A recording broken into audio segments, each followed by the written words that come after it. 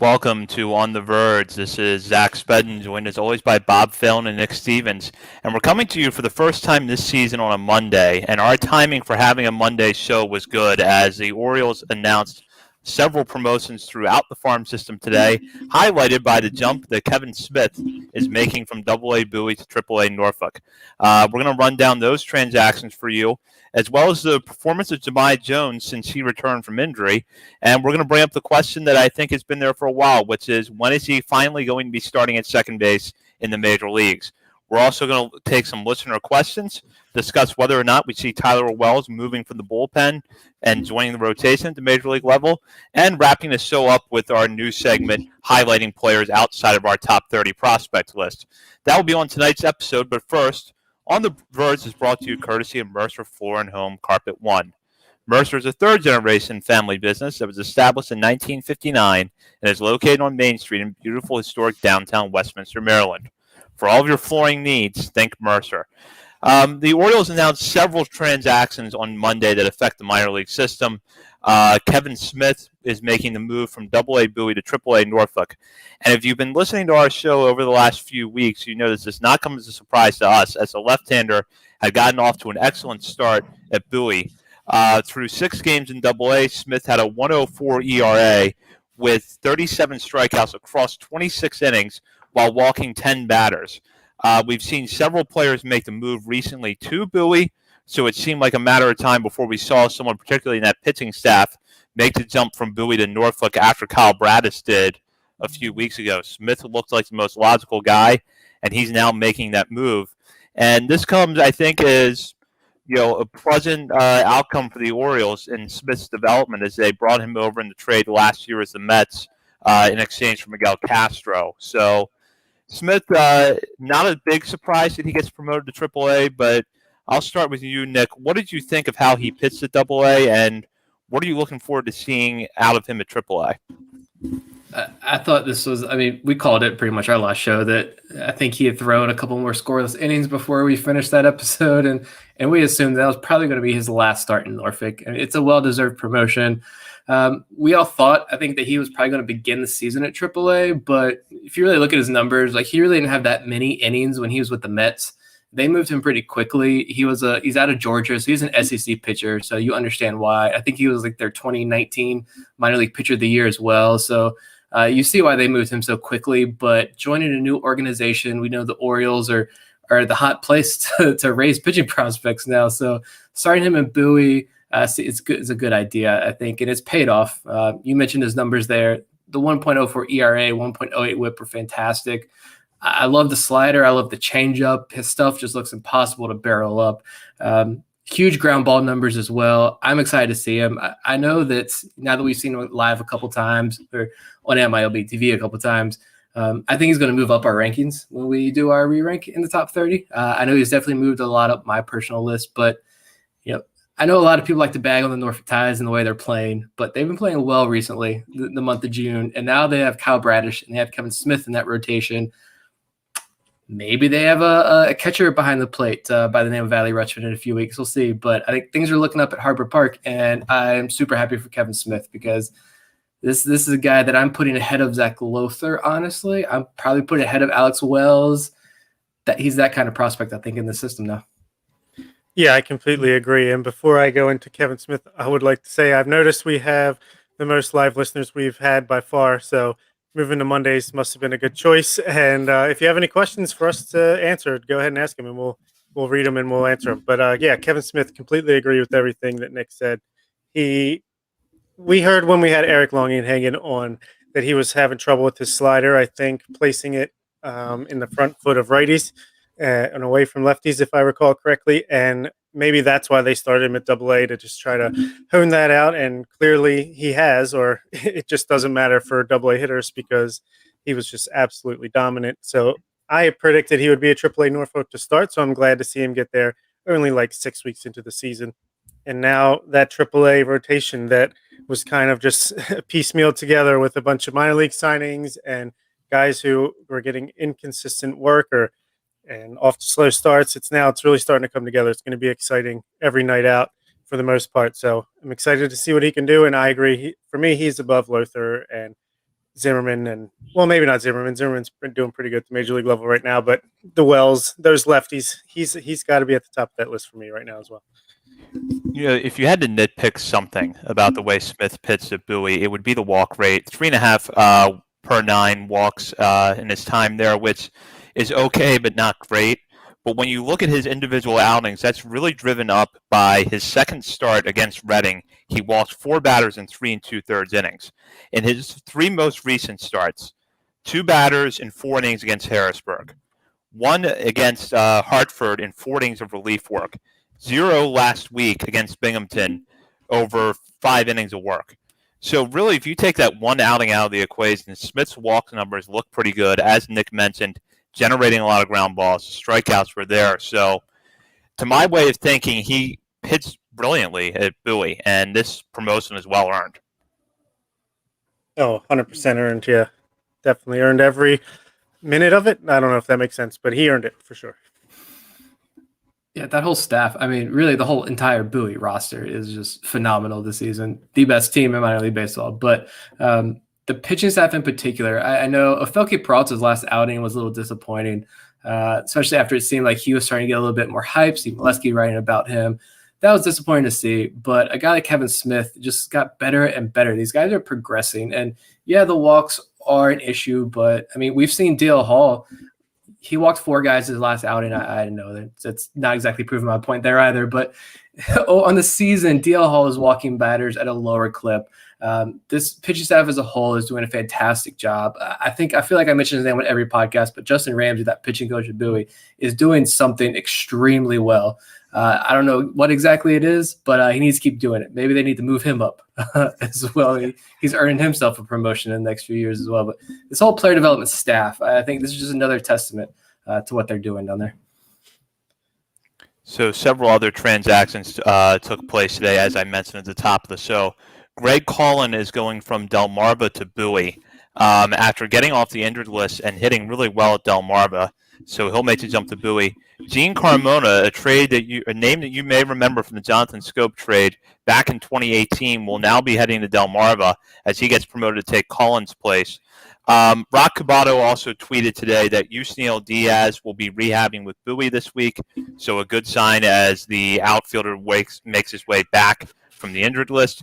And catcher Nick Sufo will be joining Norfolk as well. So Sufo, a guy that I know we were intrigued by a little bit coming into this season as a former first-round pick, broke his hand back in April, but is apparently recovered now and will be joining Norfolk soon. So just looking at that list of moves, which one in particular stands out? And I'll start with Bob on this. It's got to be Gene Carmona. He was the cause of much consternation when we did our roster reveal. Where is Gene Carmona? The chants from the crowd were coming in loud and clear. No, I'm glad to see him show up, but I liked him at the time of the trade when we got him. He was young. He was an infielder. He looked like he had promise, but it's just never really bearing out so far for the Orioles. And I guess this is going to be one of his last few chances here as the international guys catch up to him and obviously all the infielders we already have. Greg Cullen, I think I predicted he would either start at high Aberdeen or AA Bowie, and then when he wasn't on the rosters to start, it was kind of confusing. Came out he was hurt, so I know it's unfortunate that he's going to be there because of Joey Ortiz having a little bit of an injury, but it'll be interesting to see what he does. He had a good on-base percentage, nice walk rate with Delmarva in the short time he was there. So that's good. And Yusniel Diaz, of course, we want to see him on the field. If he's on the field, you know he's going to get a promotion. He would have had that Ryan McKenna spot earlier in the season, I feel like. So get him healthy. I'm sure he'll do a week at Bowie and then get back to Norfolk. And then, let's see, it's Austin Hayes hamstring tweak away from his big league debut. So all good news. Yeah, I'm just really concerned about Greg Cullen moving up is what I'm most concerned about. I feel happy for him. It's great. He's skipping a level. He's going up to Bowie, that hot roster, that whole culture, I think. But the thing that scares me is Joey Ortiz going to IL. And I've checked Bowie's roster a couple of times today. I'm not going to lie to see if they've made any updates, which they haven't yet. But he hurt himself late in Saturday's game, didn't play Sunday. He was in pain Saturday after he took that hack. So I don't know if it was the oblique or shoulder or what it was, but he was in obvious pain. So hopefully he's okay. He gets back soon. But You mentioned the on-base percentage. I think it's over like 450. It's something ridiculous. It was Delmarva for Greg Cullen, so that's cool to see considering he was like the second piece to the Tommy Malone deal. And I don't know if Tommy Malone is still alive right now, so there we go. Gene Carmona, yeah, like I find it difficult to get excited about Gene Carmona at this point. Like he struggled to get on base. He hasn't hit for much average. He's shown literally zero power, I think, since coming over from Milwaukee. I think he has no home runs, but he is still just 21. So, I mean, when he was in Aberdeen in 2019, I think he was about 3 years younger than the competition. So that could play a role in it as well. But the glove's always been fun, but I'm just personally not so excited about the bat. So I'm throwing out the challenge for him to prove me wrong, I guess. And yeah, Diaz, just freaking stay healthy. I'm so tired of the Manny Machado trade takes coming up like every 3 months on the line. Just stay healthy, please. Yeah, we have a listener question here, which we'll get to in a minute, but Diaz just has to stay healthy. And you get the sense, I kind of agree with Bob, that if Diaz had been healthy, he probably would be in the major leagues by now, even if he had only been hitting about 240 at Norfolk. I think they would have given him an opportunity if he had been healthy at some point, because for as good as the Orioles outfield is when they're all on the field, they haven't all been on the field that much this season. So outside of Cedric Mullins, you've had either some inconsistencies with guys like Hayes and Mountcastle, or injury concerns with Hayes and Anthony Santander. So Diaz just needs to put together a healthy this is just a healthy 3 or 4 weeks at Norfolk gets Diaz to the majors. I really believe that. Yeah, I have the same kind of feeling. I think Santander is probably not long for the Orioles world, but even if everyone is still around between the injuries, and it's been a struggle for the Orioles offense, I think they'll find a way to get him up regardless. Like you said, if you can just stay healthy for like a month. Yeah, and going to the discussion about Carmona for a moment, you know, has kind of become a little bit of an afterthought. Part of it is that the last time we saw him on the field was at Aberdeen, where he struggled, but then we've also had the pandemic where he lost a whole year. The Orioles have added a lot of infield depth over the last 18 months, and that kind of puts a squeeze on him a little bit. He's going to have to put together good numbers at Delmarva. I've kind of become convinced that the value in the Scope trade was that Jonathan VR was better than Jonathan Scope was. That deal worked out terribly for the Brewers. They non-tendered Scope after the 2018 season. I've become convinced that that was the win for the Orioles, was that Jonathan Scope played so bad after he went to Milwaukee that he would not have been tradable after the 2018 season, and that VR played so well for them in 2019, they were able to flip him to get Easton Lucas. You know, and we'll see what he produces, but you know, maybe Carmona, if he, with an everyday opportunity, proves himself at Delmarva and kind of gets back on our radar a little bit. And Luis Ortiz is he was just entered as our 30th prospect, so great trade there. Not that Luis Ortiz. Yeah, I mean, and you can point to like Joey Ortiz as well. This is a light hitting shortstop, defensive-minded shortstop who now, you know, Matt Blood's words are coming true. You know, watch this guy, his offensive profile. And he has a couple home runs in Bowie. He's hitting the ball well. A couple of plays he's had. That defensive play he had on Saturday in Bowie was, or where they're in Binghamton now. That play he had on Saturday was fantastic. I watched it 1,000 times. Carmona is not Joey Ortiz, but, you know, based off what we're seeing in these lower minors and a lot of these guys, I'm going to give Carmona another chance at least. So we'll have more listener questions later in the show, but we want to get to this one now. It just came in on our live stream, and this comes from Simkin Tribute on YouTube. Is there any concern that Bowie is not developing a closer? The piggybacking of Gray Fenter over the weekend into the ninth inning instead of a closer cost Bowie the game. I think – okay, sorry, Nick. I was just going to say I think they're developing a closer by the name of Shelton Perkins. He'll be there in a year or two, and he'll take over and shut down the door. Yeah, shout out Sheldon Perkins, my guy. So I wanted to go back and look at this today. Actually, Monday is usually a day where I can like kind of go back and reset, and I love having these Monday off days. Actually, I know it's kind of like there's no game, so maybe like a staggered schedule will work a little bit better. But having this Monday off day is a perfect time to just kind of reset. And I love the 6-game schedules as well, but that's a whole nother discussion. But as far as the closer role, I mean, that whole closer distinction, I think is kind of teams are kind of moving away from that maybe a little bit. you're going to find somebody at the major league level once you get there. But with Fenter specifically, I wanted to go back and look at this, and maybe I'll do it tomorrow, is that it seems like, this is just a hunch I have, that Fenter's numbers overall look bad. I almost texted you guys on our group chat the other day when he came in. I was like, Fenter can be released tomorrow, and I wouldn't really care, to be totally honest. Like, he looks that bad. But I feel like his first inning when he comes in is when he gives up all of his runs and all the damage gets done against him. And then he's lights out the next 2-3 innings because they keep him in for 3-4 innings at a time. I want to go back and look at the game logs and check on that, but that seems to be his kind of pattern. So I don't know what exactly is going on there, but yeah, I feel like maybe Tyler Irwin could have been the closer. He was the closer last year, but he's also struggled as well. So I don't really know what's going on in the back end of that bullpen. Yeah, so I actually have Fenter's numbers from his most recent outing up here, and it was a game that actually did end in a win for Bowie. But Fenter pitched 3 2/3 innings, allowed 3 runs, walked 4, struck out 4, and had one of those outings where he was credited with both a blown save and a win. And now, keep in mind, you can get a blown save coming in before the 9th, which is the case with Fenter. But that's, something of a that's kind of his performance line in a bit of a nutshell this year. He's had a few outings there where it's been 4 innings, 4 runs. His most recent outing before the game against Binghamton on the 12th was 4 2/3 innings, 6 hits, 6 runs, all earned, 2 walks, 5 strikeouts. He's getting the strikeouts, but he's also walking a lot of batters and giving up a lot of runs. Yeah, it's super weird. You would think being picked in the Rule 5 draft, spend some time in the Cubs spring training camp, that maybe he would come into the minor league season like geared up and ready to go, but maybe he's having a letdown that he didn't make the team, or I don't know what's going on, because I thought at the very least he'd be like a good relief prospect, but especially if he's giving up all his runs in his first inning of work, that's not going to cut it. And it is strange how Bowie is such a great team, probably the best team in minor league baseball, but their bullpen is definitely the weak point. I know they're piggybacking starters, so like, what was it last night?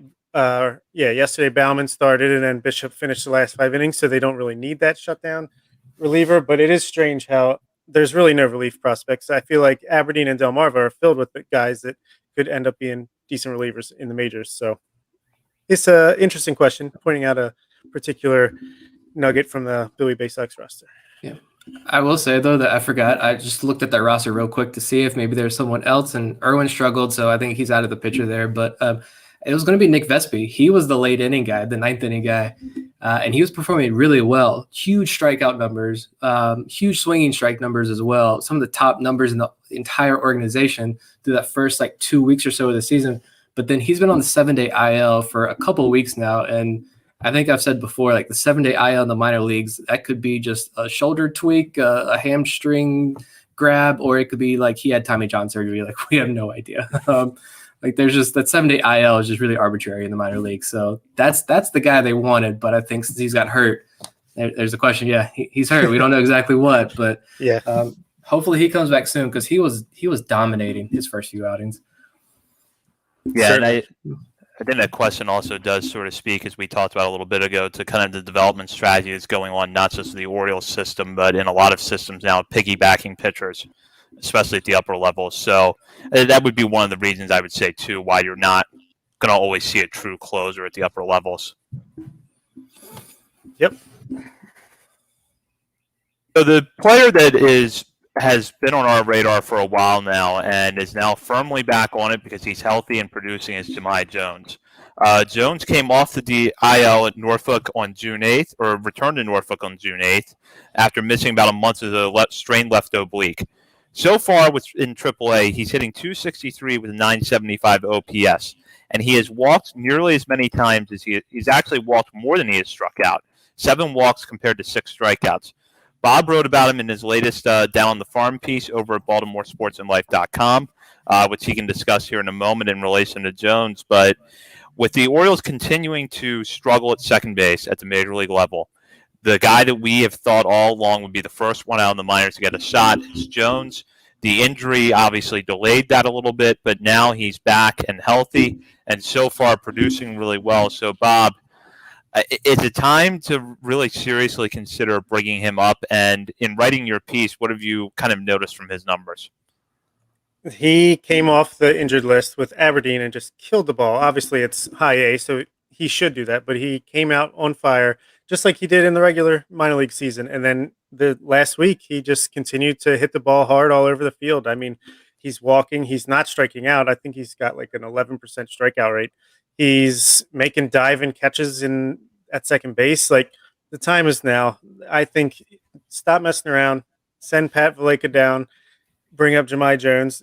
DFA Stevie Wilkerson, and bring up Domingo Leiba, who we'll talk about in a second. But these guys are performing and they're healthy and they're on the 40-man. So let's do this. It's middle of June. There's certainly 3.5 more months of the season. We want to see him get as much time this year at the major league level as possible, see what we got for next year, and if he's going to be the starting second baseman or a utility guy. So I think he's ready. Maybe they want to give him another week just to prove that he can stay healthy. I'm not sure exactly the reasoning, but I say do it. Yeah. 13 games this season, 10 with Norfolk, 3 with Aberdeen. You mentioned some of the numbers. 304 average, 400 on base percentage. 8 of his 14 hits have actually gone for extra bases. He's got 3 home runs. He had a line drive rocket the other day. I wish we had like exit velo data and all the good data. But more walks and strikeouts, like sample size, blah, blah, blah, whatever. Like the defense, everyone always asks every time we put a clip out or tweet about him, it's how is the defense? Like, do you watch the Major League Orioles? I don't. So like, you have to tell me. I'm going to tell you without watching the Major League Orioles, his defense is better than any option they're rolling out there. Like I looked, my wife and I talked about going to Camden Yards for Father's Day, but I said I'd rather not end up going to a Matt Harvey start with a 20-month-old who refuses to sit for more than 2.3 seconds. So I'm going to actually have fun that day. But I decided to look up some major league numbers, and through all the cringing, like Pat Valleca's bad. Stevie Wilkerson is even worse. Rio Ruiz went Scott Garceau there for a second. Oh no. He's in like the wastelands of Colorado's organization now. He's gone forever. Yep. Ramon Orios is, an average AAA hitter with Norfolk. Like, what else is there? I mean, I know Michael Elias said earlier at the beginning of the season that he wanted to see more consistency on the defensive side of the ball with guys like Bannon and Jones. Bannon's with the oblique, so he's out for a while, but Jones is showing it. I mean, he's flashing the glove there. I mean, bring him up. We've said before he's not a top prospect. He's probably not a guy, 10 years down the road, is Demi Jones going to be the starting second baseman for the Orioles? I don't know. Probably not, but he's still a really good player. I think he can be that utility guy, and he's going to be fun. He can hit the home run. He can steal bases. He's going to give you defensive highlights. He's going to do things that Pat Valleca and Stevie Wilkerson cannot do at the major league level. So bring him up. I'm fine with that. And he's got a little bit of personality, which the Orioles certainly lack at the moment. So. Yes. It's hard to quantify defense at the minor league level because we just really don't have the data to go with it. We have to go off of highlights, whatever little bit of scouting report info that's floating around out there is really what we have to rely on. But what we do know about Jones, based on pretty much every scouting report that's been out there since he entered the Angels minor league system out of the drafts a few years ago, is that he's a very athletic prospect. And you just have to think that he will take to second base with enough reps, and that even if he doesn't, as Nick said, you've got a good utility guy on your hands. You can put him in left field. You can put him in center field. There's enough athleticism there, and there's enough there with the bat, in my mind. The Orioles need to give him an extended run at second base, even if they don't promote him today. Get him up there, I would say no later than the All-Star break if he's healthy. Let him have a run at the major league level over the second half and see what he can do. And, that also would open the door possibly for Terrin Vavra to go to Norfolk. And if I'm looking at who's going to be this Orioles second baseman in a couple of years, the first two names to come to mind are those two guys. Yeah, that's what I 100%. I was going to say the same thing. Like, you bring Jones up too, then you open the door for Terrin Vavra to play second base and lead off in AAA, or Kaden Grenier as well. I mean, I don't think there's a hotter hitter in this whole system right now than Grenier in AA. So he's probably a guy that you can easily move up to AAA any day now as well, and take that spot for Jones. And yeah, I think Jones, he's got the major league time with the Angels. I know it's limited, but plenty of AAA time there, alt-side experience there. I don't know. I mean, other than show us you can stay healthy for 2-3 weeks, which is more than a lot of the Major League Orioles can do, then I don't know what else really you're waiting for to bring up Demi Jones, but he's hot and he's staying hot. Unless because of that major league time that he got, they're trying to play game around the Super 2 or the extra year. I don't know. That seems a little bit much, but you never know with this regime. But the rebuild, we're not doing it right. So another player that Bob mentioned is down the farm piece over at BaltimoreSportsAndLife.com is Domingo Leiba, a recent waiver claim from the Arizona Diamondbacks, who has gotten some major league time in Arizona over the last two seasons, 2019 and 2021. He appeared in games with them. Has been down at Norfolk, basically playing a utility role, hitting the cover off the ball. He's already on the 40-man roster. So if you want to look at someone who's not necessarily a top prospect, but a guy that's in the minor leagues that could help this roster out at some point soon, definitely keep an eye on Leiba. I mean, he's a switch hitter who mainly plays second base, but can play all over the field. Why is he in AAA and Steve Wilkerson's on the major league team? I don't know. But yeah, he's hitting the ball hard. He went hitless in 22 at bats for the Diamondbacks, but it was spaced over 13 games. How often is he getting in there? I don't know. Very short sample size. My bigger concern would be that he got an 80-game suspension for steroids in the 2020 season. So, but he's still hitting the ball hard. He can't possibly be still using, right? I mean, that would be stupid, but I guess we've seen stupider, more stupid. That's me. Yeah, so I think he should be up yesterday. I don't understand why Stevie Wilkerson is on the Baltimore Orioles, but hopefully he gets a chance soon. I think it should be Jones every day at second base with Leiba, like just being able to spell Galvis, Jones, Franco, all over the infield on getting semi-regular at bats. That's the way I would do it. Yeah, Leiba's fun. I mean, I had zero expectations of him when he signed him. Like, I looked at the numbers, but it was like, okay, like he's gonna hang around AAA. But I mean, he's fun. And at this point, like that's what we're looking for. He's not a prospect. He's not a guy that's gonna be in the conversation to be a starter next year. But he's got that little Fernando Tatis Jr.-esque move, rounding third base when he hits home runs, which is of course cool. You mentioned he plays all four infield positions. I want to say, I feel like he was like in the starting lineup playing the outfield on Sunday for Norfolk, but their game got rained out. But yeah, I mean, also with Arizona, yeah, he went 0 for 22, but Leiba, the Diamondbacks, I mean, fired. Let me get this out. The Diamondbacks fired both of their hitting coaches at the major league level. So, I mean, and they're just not a good team. So I'm not saying like the Orioles are known for like developing huge hitting prospects up here at the major league level, but I mean, I think that speaks volumes of what the Diamondbacks are doing, and maybe it just wasn't a good fit. So again, he's not a major piece, but maybe there's something there. Yeah, Leiba has played all over the infield in his minor league career, going back to when he first appeared in the Detroit Tigers system in 2013. So this is a guy that's been around a while, but yeah, he's been at the major league level before. I just have to think that if the Orioles were looking for help in that utility role over the next few weeks, Leiba's got to be a name that they look at.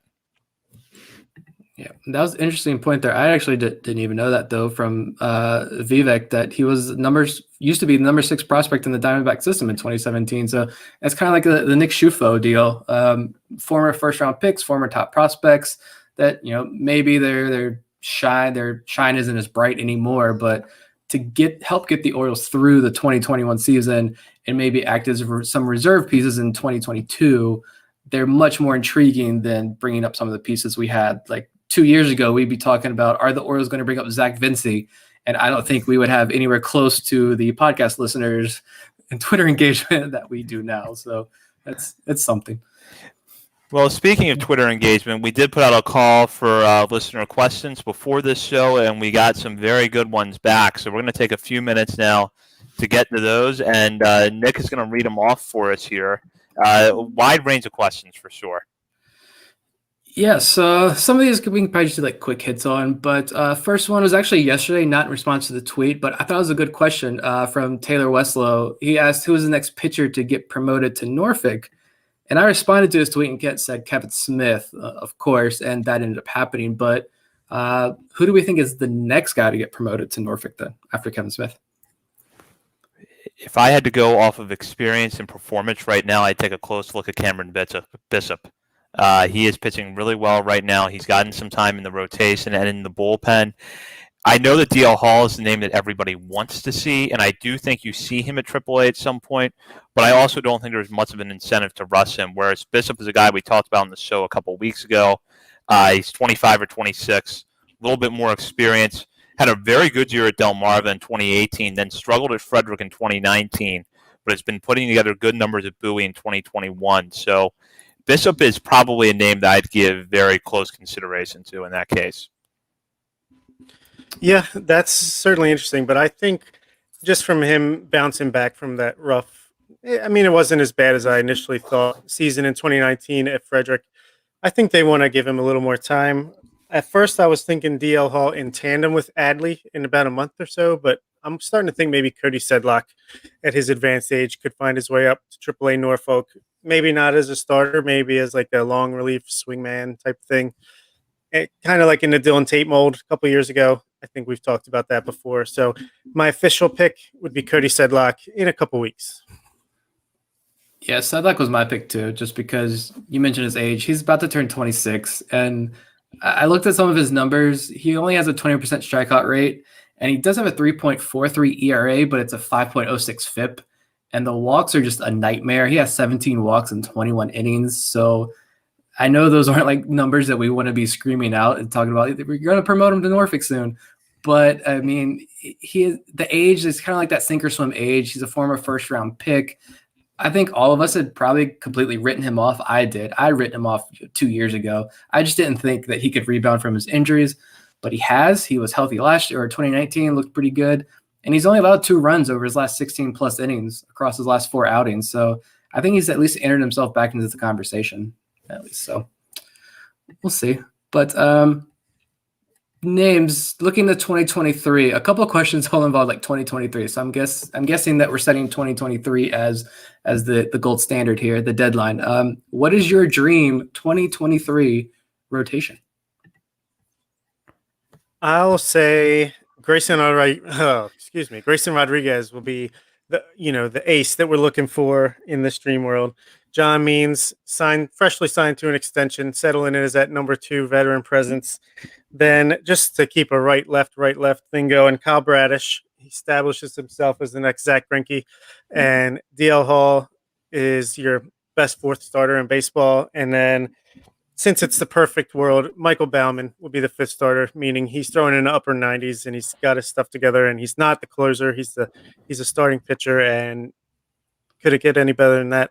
Probably, but that's my choice.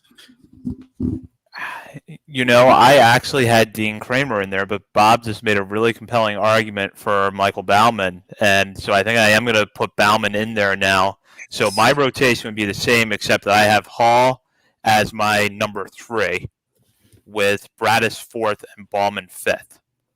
But same rotation, just different order. But Dean Kramer hopefully is contributing in a role somewhere, and hopefully Bruce Zimmerman's in there too. And there's still some arms at the major league level or close that aren't prospects technically anymore that you'd hope are still around then. Yeah, the fun part about this, though, is there's a big group. I'm going Grayson Rodriguez 1, John Means 2, DL Hall 3, Kyle Bradish 4. Eric Longenhagen had an interesting note in his chat the other day on Fangraphs. He said he views Kyle Bradish as a 5-and-dive mid-rotation arm. So I think considering last year after the Orioles got him, we were talking about, is he a reliever? I think that's a big praise for him. And for my number 5 in my perfect world, I'm going Drew Rom. I've fallen in love with him again this year. Lefty with some nasty stuff, so why not Drew Rom? But yeah, like Vivek has Kevin Smith as his number 5 there in the comments. You have Kramer, Aiken. I like Lothar out of the bullpen. There are a few other names. I don't have Baumann there. Like there's just so many names we could choose from, and it's hard to pick 5, even if we are in our dream world where we get to pick whatever we want. What about the infield? Looking at the 2023. Oh, and the Dream 2023 rotation was sent in by at Gary Thorne 18 on Twitter. Give him a follow. This one was from at Bucket Zach.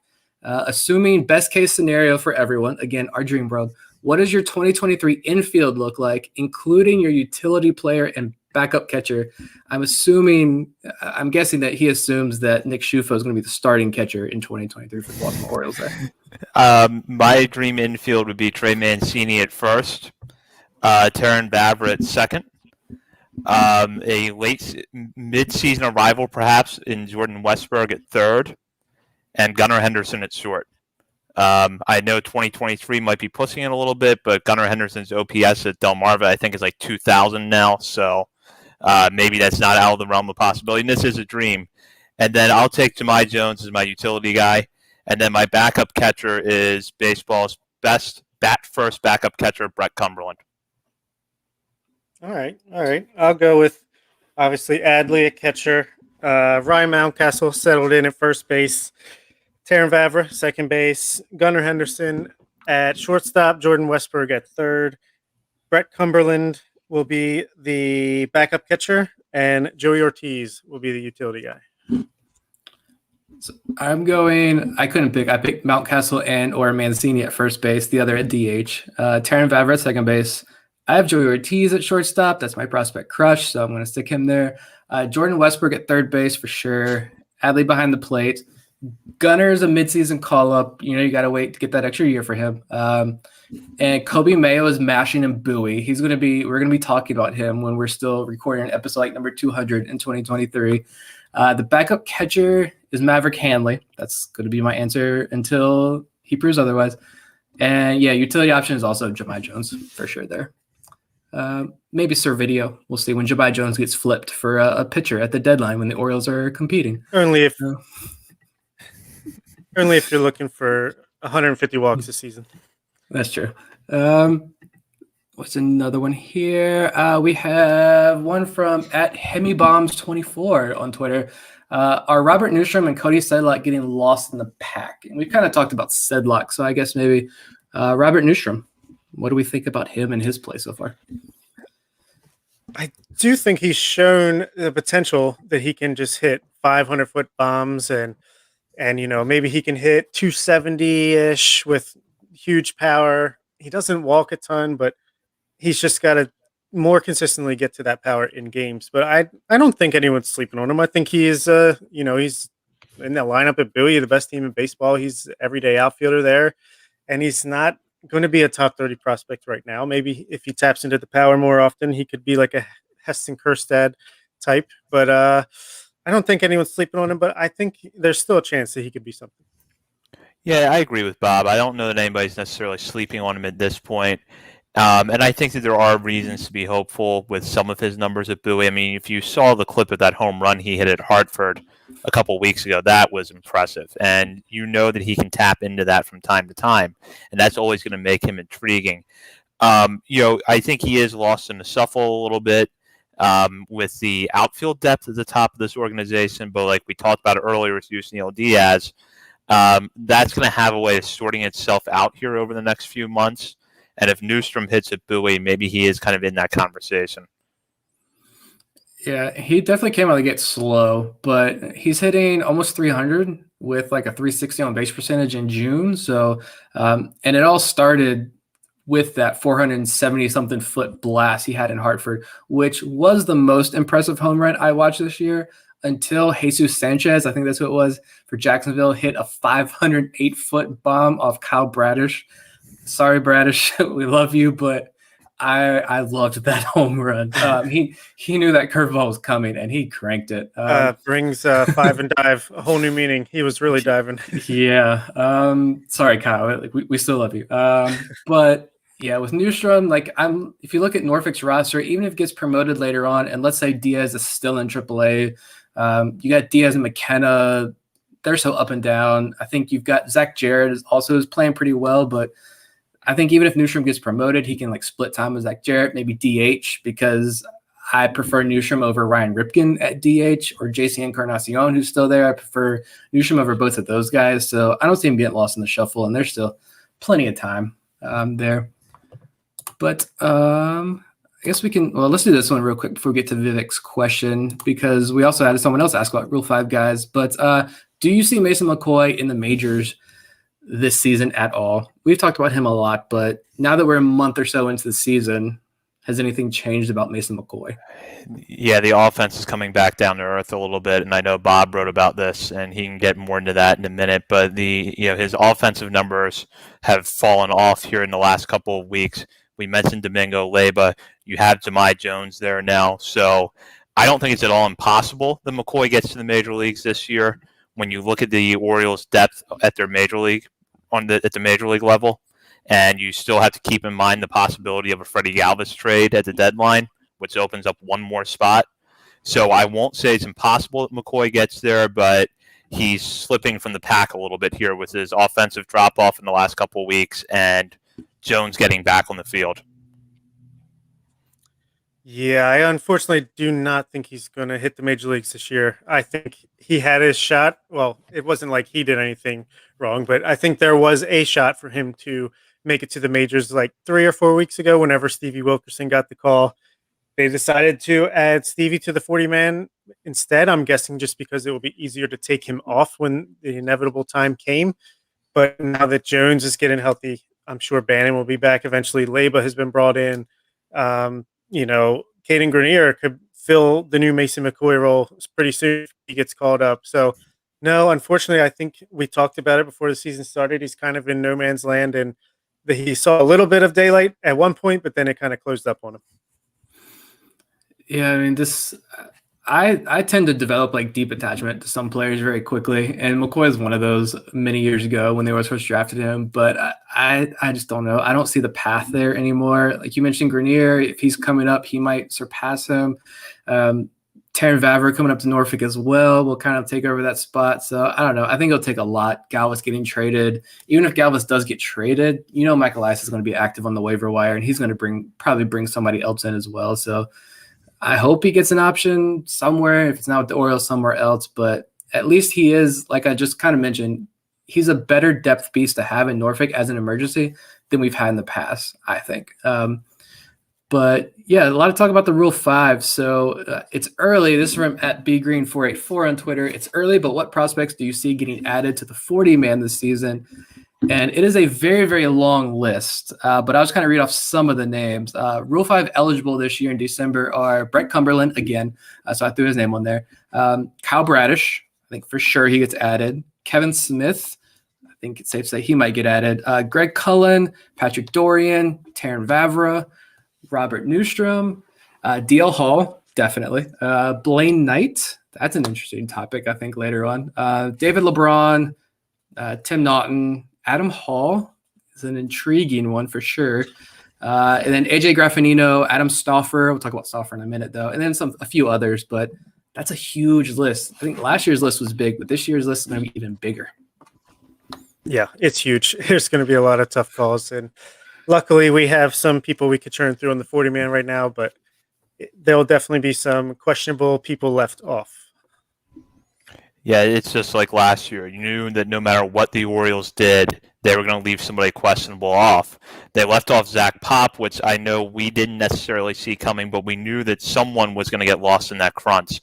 That's going to happen again this year, but I think for right now it's safe to say DL Hall is absolutely protected. I would have put solid money on that last year before he dominated AA. So DL Hall is going to get protected. Kyle Bradish is going to get protected because he'll probably be in the major leagues before the year is over. Same for Kevin Smith possibly, and I think Terran Vavra is definitely in that mix. So I would look at those kind of being the top 5 guys right now. And then I think there's going to be more beyond that, but someone questionable is going to get left off. Yeah, for sure. I think it would probably end up being Adam Hall, to be totally honest. But depending the way he's been playing this year, it may not even be a questionable move to leave him off. We'll have to see. But yeah, I think that's all the questions we have. That was awesome. Yeah, love the listener interaction. The more we get, the better. So keep it up, guys. Send them in. Yeah. Be sure to tweet us at BSL on the Verge, or if you're following along the live stream, whether it's on YouTube, Facebook, or Twitter, feel free to chime in during the show with a question, and we'll try to get to it. So we do want to turn our eyes now to the Major League roster, where a rookie has been pitching well for the Orioles amid a really bad stretch for the club, and that's Tyler Wells, who coming into tonight's game at Cleveland has not allowed a run in the month of June. 8 scoreless innings, and has not given up a walk in that stretch. One of the things you're starting to hear more speculation about is whether Wells, a former starter in the Minnesota Twins system, could be stretched out and moved to the rotation at some point, whether that's next year or maybe sometime this season. I pulled up his numbers before the show, and he has had several multi-inning relief appearances, including at least one 3-inning outing. So the Orioles have been using him in a long relief role so far, but for a guy that is coming off Tommy John surgery, they're also going to have to show some caution. So it's a complicated discussion, but one that's still worth having. And I'll start with Nick here. Do you think that we see Wells stretched out and made a starter at some point over the summer? It's a tough question. I think we did hit this one right on the head, though. After the Rule 5 draft, we were talking about Tyler Wells and Max Soroller, and all of us, I think we're much higher on Wells. Maybe Max Soroller, the intrigue there was probably more just he's Ben McDonald's nephew. But Wells is definitely, and Wells was someone that I think Twins fans were well aware of. And he should have been in the major leagues already if it wasn't for the Tommy John surgery and then 2020. So we're talking about almost 3-year layoff for, I was going to call him Alex Wells, Tyler Wells there. But yeah, the numbers are good. High strikeout numbers, low walk numbers, 3.99 ERA. He is an extreme fly ball pitcher. I noted that. Only a 25% ground ball rate. But again, less than 30 innings in nearly 3 years, so I won't nitpick that. But thinking about it, I think about all the responses we get on social media whenever you see DL Hall throw 4 innings or Grayson Rodriguez only throw 5 innings. People are frustrated with pitch count and innings limits down in the minor leagues. And I just don't share those frustrations with people. But I also monitor pitch counts when I play out of the park. That's why I don't play out of the park as much anymore, because I will dig into it that much. And it's a computer game. It's okay. But I'm going to do that. So I'm on the extreme end of that. And when I think about Wells, I think about that. Keep his pitch count low. Kind of if it ain't broke, don't fix it with Tyler Wells. I know Brandon Hyde said there's no talk about taking Matt Harvey out of the rotation. I think that's false. He's the manager. He has to say that. But I think you keep Wells in the bullpen. Maybe if you ideally have John Means, Dean Kramer, Keegan Aiken, Bruce Zimmerman, and Jorge Lopez in the rotation. I love Jorge Lopez's stuff, but stop trying to make him a 7-inning starter. Maybe use Tyler Wells and Jorge Lopez, see if they can both go 4 innings. You can alternate who starts. That's fine. I don't mind. But maybe stretch him out there and then send Tyler Wells home with a starter's routine and game plan in the offseason and say, all right, next year you're going to be in competition for the starting rotation. And the point there that Semkin makes, next year you can send him down to AAA if it's not working, or it's working, but he needs a few tweaks. You can't do that this year. I feel like if you put him in the rotation, it's sink or swim and he's doomed if he fails. But that's just, I can be persuaded either way, but I'd say keep him in the bullpen for right now. Yeah, I don't mind bringing the Billy piggyback system to the majors between Lopez and Wells. That could be interesting. But no, I think he's going to get enough innings just pitching out of relief. I think he'll start to be used more often now that he's proven to be effective and reliable a little bit. So, yeah, I don't think they want to do too much with him coming off the injury and then hasn't pitched for 2 or 3 years. I think he's targeted for AAA rotation to start 2022, and then you go from there. Either he proves that he can be a starter and he works his way up just like everybody else. He's still young enough to do so, or in the back of your mind that he's already proven he can be a valuable member out of the bullpen, so you can just transition him at any time to that. I kind of agree. I think if you're gonna make him a starter before this season ends, you got to be creative with it a little bit, and you piggyback him with someone. And Jorge Lopez, I think if you're going to do it right now, that would be the perfect person to do it with. But I would expect that, given that he, is coming off of Tommy John, this is his first year back since Tommy John lost all of 2020 with the pandemic, that the Orioles, they're not going to say this publicly, at least yet, but I can't imagine that Wells is going to be pitching in games up until the last day of the season. I have to think there's a plan right now to shut him down a little bit early, especially that innings total gets up, which, as Bob pointed out, is going to happen even if he stays in the bullpen. So I would definitely proceed with caution if you are going to look at him as a starter. and look at that piggyback option closely, because pairing him with a Jorge Lopez or a Dean Kramer, or even if it's someone who's in AAA right now, later in the year, I think would be the way to go if you're going to do it. And then you decide whether or not he needs to go back to AAA and prepare for a starter's role, or you might decide, you know what, this works well at the major league level. Don't send him back to AAA and try to fix something that isn't broken. Yep, and I was looking around at his baseball savant page earlier today because, again, I don't watch a whole lot of the major league product, but the fastball, typically with guys like this, I feel like if you look them up, you can see like, oh, the slider is just disgusting, and his is opponents are only hitting 115 off his slider with like a 38% whiff rate, and the changeup is his third most used pitch. That's producing a 43% whiff rate. Guys are only hitting 190 off them. And usually, like, you see the fastball, and they're just clobbering the fastball. And that's not really the case with Tyler Wells. They're only hitting 250 off his four-seam fastball, so which is, 95, just over 94 miles an hour. So, I mean, I feel like there could be something there. I think maybe, Rule 5 picks, we know they hardly ever work out. And so maybe you've hit with Tyler Wells. And if that's the case, like, don't throw a major wrench into it right now. Just keep doing what you're doing with him. Yeah, and he really uses his height well to get a good angle on that fastball downward. It looks good. It's like he's got some weapons. Max Roller, on their other hand, like Sim Contribute says, I'm surprised he's still with the team, to be honest with you. Yeah, it definitely has been diverse and passed for those guys this year. Wells really doing well. Roller looked good out of the gate, but then struggled a little bit, got hurt, and has struggled since he came back. So we'll see how things go for him. But I think at the very least, it's safe to say now the Orioles see Tyler Wells as part of their plans for the rest of this season, and probably even beyond that. So right now at this stage, this is looking like a good Rule 5 pick by Mike Elias. Yeah, and like we don't need to compare like him and Zach Pop anymore. I don't think either. Like that's going to be a whole nother discussion. I feel like that we don't have to get into it, the whole Zach Pop thing. But like, it wasn't like one trading this. I don't know where I'm going with this. Basically, Tyler Wells is good.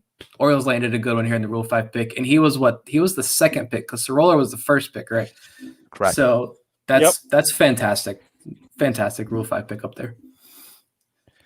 Yeah, and Zach Pop's a scrub anyway. He's got ERA over 7. It's just they should just send him back, and we'll take care of him in the minor leagues. Well, now we're going to get into our new weekly segment on the show, and I know it's been 4 weeks, and I keep referring to it as new, so I promise it'll be the last time that I stop, or the last time I do it. But we have a segment on the show now where we highlight a player from outside our top 30 list, give them a little bit of a shout-out. It could be for something they did in an individual game. It could be for something they've done over the last week, or maybe even the whole season, and we just haven't had much of a chance to talk about them yet. So I'm going to start off with my pick for this week, which is Dorian Turton, a hitter at Bowie who has put up about some of the best numbers you can over a 3-game stretch in the past week, hitting .364 with 3 home runs. He hit 2 home runs against Binghamton on Saturday, followed that up with a 2-for-4 performance against the Rumble Ponies on Sunday with a home run. So the one thing this is kind of why I picked Turton to talk about. The one thing I find interesting about Bowie, night after night, is that instinctively you look at the top of that box score, and in particular Rutzman and Vavra's names, to see what they did. There could be nights where they go a combined 1-for-7, and Bowie still wins by like an 8-4 margin. So you're like, well, who picked up the slack? And you always look, and it's a guy like Dorian Turton who has a big night, and Turton had a couple of those over the weekend against Binghamton, and was our baby bird of the day, I believe, on Saturday, correct? So that's, he had a big weekend. I don't know, what we see from him for the rest of the year, but his numbers so far over 18 games this season, .271 average, .889 OPS. So he's been hitting when he's been in the lineup. It hasn't been every day, but he's been hitting, and certainly had a great weekend at Binghamton. Yeah, he had, looking back at his numbers, he only had 8 home runs in his first 447 pro at-bats and none this season. So then he gets 3 home runs in 2 days. I think I mentioned when Bob and I were both ended up at games over weekends a couple weeks ago that I was in Richmond watching Bowie, and Turchin was the guy who stood out other than like Adley's bomb. Like Turchin was the only other offense that Bowie had. And I said then that's probably the only time we'll mention his name on the podcast, and I'm glad I'm wrong because like Adley Rutschman can go 0 for 4 with 2 walks, and that's going to be the headline the next morning or all on Twitter. Adley Rutschman got on base. Adley Rutschman just walk God.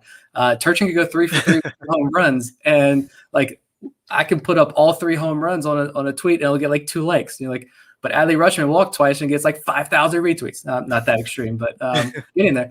But like that's why I think I like doing this segment, because guys like Turchin get a shout out. He was a Big Ten bat from the University of Illinois. So I mean, when I think all of Orioles Twitter is going to be at Prince George's Stadium on Tuesday night with their gas cans. Like while you're there, show some love to Dorian Turton, not just Grayson Rodriguez. Just don't bring a Turchin to the gas can. That could be a bad result. No, it's really cool that he's performing the way that he is. He's got a career 680 OPS for his minor league career, a bunch of innings. He had a 675 OPS with Delmarva before he was transferred to Bowie. So probably not going to last. But just like Zach Jarrett, I mean, you get put up at AAA like he has, and he's just performing. Then they have no choice but to keep you there. So Turchin, just keep it up. You'll be a AA outfielder for the foreseeable future. I'll go. All right. Let's go. I'm going to go with Noah Denoyer, moving way down the list, going down to Delmarva. So his last outing actually came Tuesday before we recorded last week, but I forget who I picked last week, but it was someone I couldn't pass up. But with Delmarva, I feel like we haven't really talked about their pitching staff, and they've been performing. Zach Peak looks really good down there. Brandon Young striking out a lot of guys. Shane Davis is striking a lot of guys out after a couple of rocky starts down there. But Denoyer was a 2019 UDFA out of San Joaquin Delta College, the Fighting Somethings of California. I don't know. And that's not like a 2020 UDFA that like a JD Mundy probably would have been picked in the 6th round of the 2020 draft as a senior sign. Denoyer was picked up by the Orioles after 40 rounds of an MLB draft. And like I know guys personally who signed with teams after these 40-round drafts, and they were in camps for like 2 days before they got released. I mean, they give them like $500 and then tell them to go home. Denoyer, he's here in Delmarva. He's 3-0 with a 2.01 ERA and 28 strikeouts in 22 innings. So his last outing was against Lynchburg, 5 innings, struck out 5, only 1 hit, no runs. He has walked 16 guys, so the walks are pretty extreme, but I like his stuff. I like his stuff a lot. And again, UDFA coming out of nowhere, doing pretty good things in the low minors right now. This is why I love minor league baseball, right? You get these stories like this. That's why you can believe anyone can make it, because obviously much more often than not, you don't, but there's always these stories of people who come from nowhere and, tie their shoestrings really tight and they grind their way up to the major leagues. And obviously he's still well away from the major leagues, but he's performing really well at professional baseball in low A, and hopefully he keeps up. His FIP is a little bit higher than his ERA, but that's because of the walk. So if he can just, get the command under control, then he's golden. Yeah, I've said before that one of the fun things about this season is getting to see the 29 draft picks on the field after we really didn't get to see much of them before the 2019 season ended. But that applies to the undrafted free agent guys too, because Denoyer pitched in the Gulf Coast League in 2019. So this is a name that was probably pretty unfamiliar to a lot of Orioles fans. His last 2 outings really warrant you keeping an eye on him, especially when you're looking across his season, 28 strikeouts and 22 1/3 innings. He's off to a good start down there. Yeah. There's like nothing on him either. I was looking at him earlier in the season, and Rock Kabako actually did write about him at one point in 2019, I believe, maybe after the draft, and it was like 3 under the radar names who were impressing in camp. I feel like those were just like all the love to Rock, but I feel like those are just like 3 names. He was like, hey, I have nothing to write about today. Give me 3 guys who are like throw hard down in Sarasota right now. And Denoyer is one of them because it was just reading off like his bio, but it's something people are noticing. Certainly. Well, all right. My guy is was on our top 30 at one point. He's not currently on ours, so it's kind of cheating, but I just feel like he's going super under the radar with the way he's performing right now. It's Adam Stauffer, who I didn't even know was Rule 5 eligible after this year. I would have to imagine he might be kind of in that gray Fenter zone where he's too low in the minors to get picked, but maybe he'll work his way up. Anyway, he's got a 0.71 ERA over 12.2 innings with 16 strikeouts and only one walk. And he's pitching strictly out of the bullpen for Delmarva, where he had already pitched and dominated 2 years ago. So I'm not exactly sure what the strategy here is, but I thought he could have been a starter. But if he's going to be a bullpen, then I feel like he needs to move up to at least Aberdeen soon, or he could be that Bowie closer that they've been looking for, that they're developing, because the guy has just been dominant pretty much his whole minor league career, at least in 2019 and now this year. So I'm a big Stauffer fan, and I'm glad to see him put in work and do a good job, but I want to see him challenged a little bit more. I remember that very first list that we put together back in the winter of 2020 when we thought there was going to be a 2020 minor league season, and Stauffer was kind of a name that I think we thought could be someone at the back end of that top 30 that rose up the system as the season went on, because at that point you were looking at a 21-year-old going to low A, coming off a pretty good season, and the limited sample size at Delmarva in 2019 suggested that he would be capable of pitching at that level over a full season in 2020. That obviously didn't happen, but he's, pretty much seems like he has not, lost anything with that year off. He's pitched very well, and I have to think if you're looking at bullpen arms, you're going to move up over the course of this year. You look at him, whether or not he moves back to the rotation at some point remains to be seen, but he's certainly back on my radar a little bit. So he's having a really impressive year. And here's a stat that I like the most: 1 walk in 12 2/3 innings. I have no idea what he's still doing in low A baseball right now. To be totally honest, just you guys mentioned the numbers; they're fantastic. They're like literally as best as you can get, pretty much, from a reliever. And I was looking at another guy up too, real quick. Leonardo Rodriguez is in the same boat, I think, in my opinion. This is another guy who's 6'7". Both Stauffer and Rodriguez were in that Aberdeen rotation, I think, in 2019. Both 6'7", 6'8" guys. Rodriguez was wild. I get it. I get why he's still down there. But Adam Stauffer, like, what are you still doing? I know it's not your fault, but, like, what are the Orioles doing keeping you down in low A? Like, I don't think it's serving any purpose. Maybe there's an injury.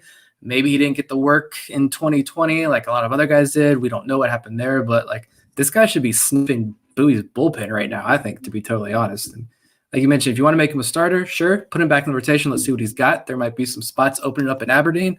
But if you're going to keep him in the bullpen, like, work this guy up now, because if you do, then maybe I think that Gray Fenter comp is a really good one. That maybe that is a guy that somebody says, yeah, we'll take a shot in the second or third round of the Rule 5 draft, and we'll see if he sticks with us. If not, he goes back. But that could be a guy that's definitely could be on the way out in the Rule 5 draft. Yeah, so he's been off to a good start, and it's been fun to do this segment each week, and we'll continue to do it throughout the season. And I know that a lot of our listeners are chomping at the bit for draft information. We promise it's coming. We're working on it. We'll have something for you here soon. Not next week, but look for it maybe a little bit past that. One thing to note, 2 quick programming notes, one which was already mentioned. Grayson Rodriguez will be making his first start at Prince George's Stadium on Tuesday, so check that out. And the Gulf Coast League and the Dominican Summer Leagues will both be getting started on June 28th. And although it's going to be a while probably before we have the rosters there, there's a lot of intriguing names that could be at those levels this year, and we may talk about that a little bit next week. In the meantime, continue to follow us on Twitter at BSL on the Verge. Check out BaltimoreSportsAndLife.com for the latest articles on the Orioles, Ravens, and more, and be sure to join the discussion board there.